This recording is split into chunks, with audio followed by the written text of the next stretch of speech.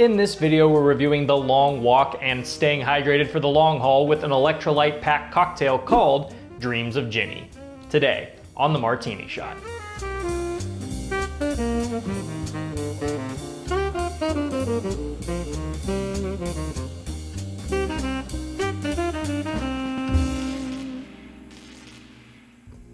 Hello and welcome to the Martini Shot, the home of movie reviews and movie-themed cocktails. Before we get into the review, let's whip ourselves up a drink. So if you plan on walking a casual few hundred miles for the good of your country, you want to make sure you're staying hydrated. But this is a channel about drinking. Hydration and alcohol do not go hand in hand. But we can still stick with this theme by creating a cocktail that's loaded with electrolyte-rich ingredients, like orange, lemon, and coconut water. So while I don't recommend chugging one of these before your next marathon, you can at least be like me and sip from the couch while saying, yeah, I could do that. Let's get into it. This will be a shaken cocktail, so go ahead and grab yourself a shaker. First, we're gonna be starting with a little bit of simple syrup at ½ an ounce. And then we're gonna be throwing in a few slices of fresh cucumber, I would say around 2 to 3 slices. And now we are going to muddle those cucumber slices to make a quick little cucumber simple syrup, making sure we're getting as much of the flavor and juices out of them as we can. And now let's keep it going with a couple different juices, first starting with some fresh lemon juice at ½ an ounce and 3/4 ounces of fresh orange juice. And then follow that up with 1 whole ounce of coconut water. And now for our alcoholic ingredients, first we're gonna be adding 2 ounces of gin, and to round things out, 2 dashes of orange bitters. And just to top it off and add in a little bit more electrolytes, we're gonna be doing just a pinch of salt. Go ahead and fill your shaker with ice and shake to chill. Once you're done, go ahead and fill a tall glass with ice and then double strain your cocktail into it. And then if you're feeling like it, you can go ahead and garnish it with an orange slice. And there you go, now you have Dreams of Ginny. Incredibly refreshing. That orange juice and the cucumbers pair so well together. And of course the botanicals of the gin add for a nice little floral note. Of course that's going to mix very well with the fruit flavors we have working here. And the coconut water adds a nice little bit of creaminess to it. I wouldn't say it goes completely into the direction of, say, a dreamsicle, but it's definitely kind of towing that line, but not overtly sweet. And you might not think you'd be able to taste the orange bitters in there, but there is a distinct citrus flavor that is different from the juice that I really like. Adds a little bit more of a punch. Very nice, slightly sweet, obviously very refreshing. Like I said, it probably wouldn't be a good pre-run drink, but I could definitely see you drinking this after a quick run or a far walk as a nice little recovery. Now that we have our drink, let's get right into the review.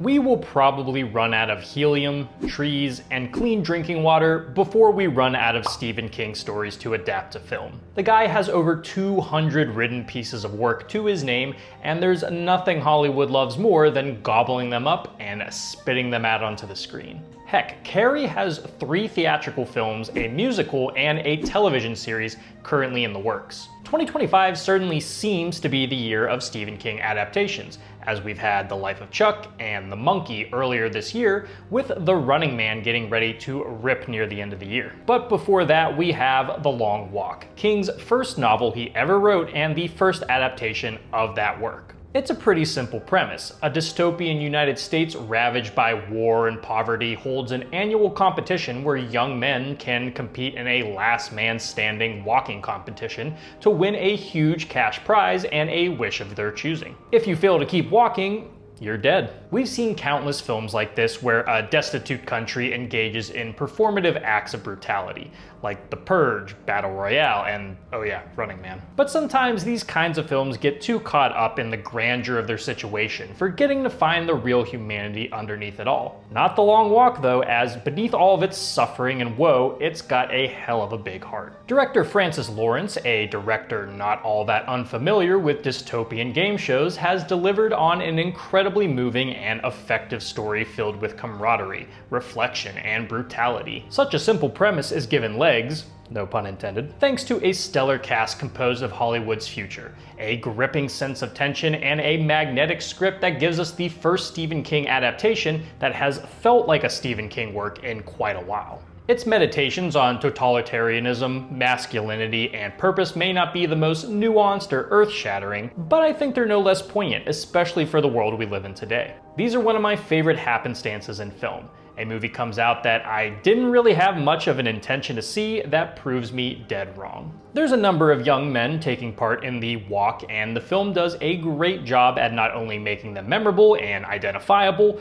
but also giving them significant depth through enticing dialogue and sometimes shocking actions. The core of this film is wrapped around the relationship between Ray and Pete, played by Cooper Hoffman and David Johnson respectively. These two have been on the rise for a while, and this acts as the perfect stage for them to show the world what they're capable of. Both manage to be incredibly gripping with their words, while a genuine, undeniable sense of brotherhood begins to grow between them. Ray is more of a nihilist, but wishes to see change made in the world through the same way it ended up here: violence. Pete is much more optimistic, managing to see the beauty that still persists in a hellish world, believing these moments will be what saves everybody. Their differing views of the world and their intentions for the winnings are actually what ends up drawing them together, giving each different perspectives of the world for good or for bad. It can't be understated how good these guys are, and I truly think they'll be the linchpins to the future of Hollywood going forward. But you can't just sell this thing on two great lead performances. Everyone else has to bring their A game to fill out the rest of the roster, and that's exactly what happens here. This thing is littered with memorable character performances that manage to replicate the same manner of speech and archetypes found in a lot of King's works. Ben Wang, Charlie Plummer, and Tut Nayuet are some of my favorites, with each feeling properly unique enough to inject some much needed variety into the discussions and events. Even the minor characters, only meant to be cannon fodder, get their moments, making almost every death in this film capable of rattling your bones. As for Mark Hamill, who plays the authoritative major who oversees the walk, I think he was just fine. He's an obvious embodiment of the pull yourself up by your bootstraps, pain is the best teacher kind of mentality that surprisingly has very little presence in the film itself. He's the orchestrator of it all and has a very personal connection to some of the characters, and I wish the idea of him felt a bit more haunting over the whole thing before being reminded that he's more of a man than a symbol. I really was not expecting this film to be as brutal as it was. Sure, I guess it was to be expected for a film where nearly everybody needs to die, but they do not pull punches at all. Kids are getting executed left and right, and the camera is making sure you see everything. I guess since the film is pretty cut and dry, there's not a ton of room or necessity really for creative kills, so unflinching cranial destruction it is. That first kill sets the tone for the rest of the movie, and even though you know it's coming, it doesn't make it any easier to stomach. Definitely be prepared if you're squeamish. Also, a lot of poop in this one. I guess the brain matter wasn't gross enough. Surprisingly enough, I think this is one of my favorite scripts of the year. While the story plays out more or less like you'd expect it to, it's those character interactions that really sell it. Within the first few minutes, the film establishes everyone's shtick and how they're going to bounce off of one another, and getting to see those characters grow and change is incredibly rewarding. For how bleak of a film this is, I was smiling through a whole lot of it, not just because I'm a sicko, but because the script is just so good at establishing camaraderie and brotherhood simply just through discussions. Ray and Pete are hosts to a lot of great back and forths that puts everything into perspective, finding a lot of universal feelings and ideas that aren't exclusive to dystopia. Political change can happen in a variety of ways, from the selfish to the earnest. The film wants you to consider both, that hope will shine through the bleakness and that change can't always come nobly. I'm not saying this is going to radicalize anyone, but I think it's still important to remember when people tell you change can only come through one avenue. The Long Walk ended up being everything it needed to be: a tight, contemplative, harrowing journey across what it means to be a man. The cast can manage to make you smile as much as cry, while the haunting violence will stick with you throughout. It didn't need to be anything more than this, and yet its handling with such care definitely doesn't go unnoticed. Better start doing those ankle raises now, just in case. For my rating, I'm giving this film 4 pieces of chewed up gum